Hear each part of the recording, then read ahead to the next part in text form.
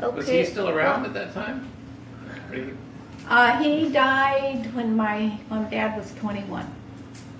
Okay. He had a logging accident and a tree fell on him. Yeah, that's what I thought. And my dad was out with him at the time. That must have been horrible. What kind of food did you eat in Oregon? Well, we had a garden and we had cows and my dad liked to fish for salmon.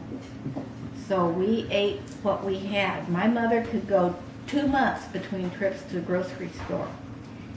Because we had our own milk, we had potatoes, we had carrots, parsnips, leeks, apples and cherries and pears, and we had our own meat and fish.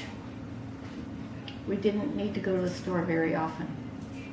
And my mother believed that every time you went to a store, every time you went to town, you bought something that you didn't need.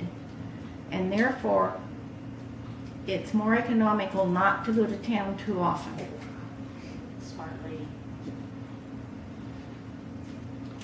But one time when Dad was working, she hadn't gone to town for 2 months to deposit his checks, and the owner of the logging company came to visit to find out if something was wrong because none of Dad's checks had been deposited.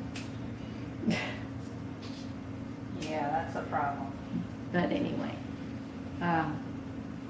we were quite self-sufficient. And Yes, you were. we didn't buy many clothes or anything. If I needed clothes, Mother would dig through the old trunks and she'd find things and we'd fix them up so I could wear them. How old were you when you were in Oregon? Well, I was born here. I grew up here. I didn't leave Oregon until after I was married. So, Oregon's always been my home. I've always considered it my home, even though I don't live here now. Turn it off. Okay, that was the report.